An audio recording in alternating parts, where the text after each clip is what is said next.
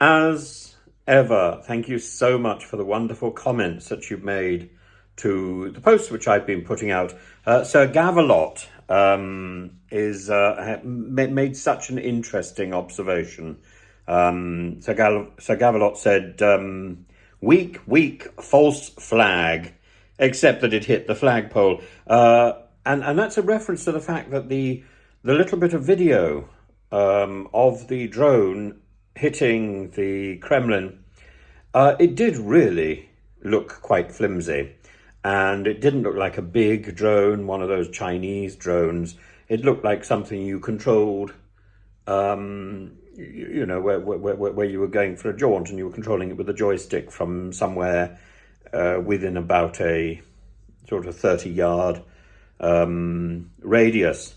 So I agree with Sir Gavelot that this was a false flag operation, almost certainly. I mean, if we consider, I'm also inclined to think that the attack on the Sevastopol oil site was a false flag, but it could equally, both of these attacks could equally be attacks by those people within the Russian system who don't like Mr. Putin. These could be people who think that he's not being aggressive enough, as well as people who think that he's being too aggressive. It goes both ways. Putin is caught in the middle, and now in the Kremlin. Well, Putin is almost never in the Kremlin, as we know. Normally, he's holed up in Novo Ogorovo, which is near Rublyovka, or he's in Sochi in his bunker. Actually, he's got so many palaces and buildings, and we know that he's got 3 identical offices in various places. He's boasted about that. Are there partisans? Are there guerrillas? It's not really very possible that these are operating in and around Moscow. It just isn't credible. It's more likely that this is a put-up false flag operation. But why? Why? You may ask. Well, I'll tell you why. The 9th of May is fast approaching. The 9th of May is this day when Putin is expected to make an appearance.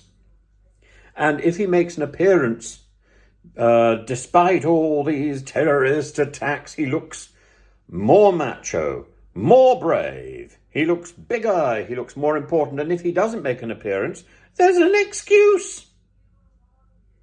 In fact, I would expect to see more little explosions around Moscow that seem to do a lot of damage but don't really. I would expect to see a lot more of these in the next few days to justify this will he, won't he appear on the 9th of May. And at the same time, this also plays to the possibility that more civilian sites can be attacked across Ukraine by the one thing that the Russian army has left, which is missiles.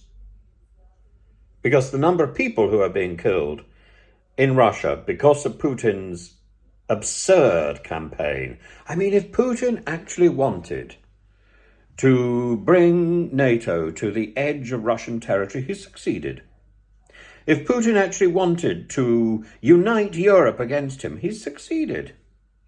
If Putin actually wanted to create a forceful neighbor that hates him, he's succeeded. He's succeeded. If Putin wanted to alienate the majority of the population and suppress the majority of the population, he's succeeded. If he wanted to destroy the economy, he's succeeded. What is it going to be? $7 trillion in debt by the end of the year? He's succeeded.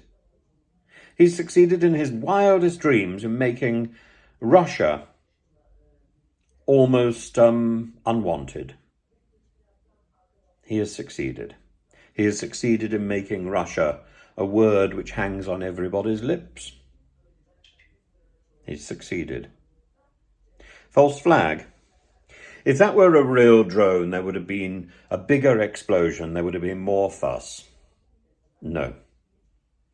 That was little more than a talcum powder experiment. That was little more than a flush of powder. It could have been something left over from Liz Truss's regime in Chevening when she was Foreign Secretary.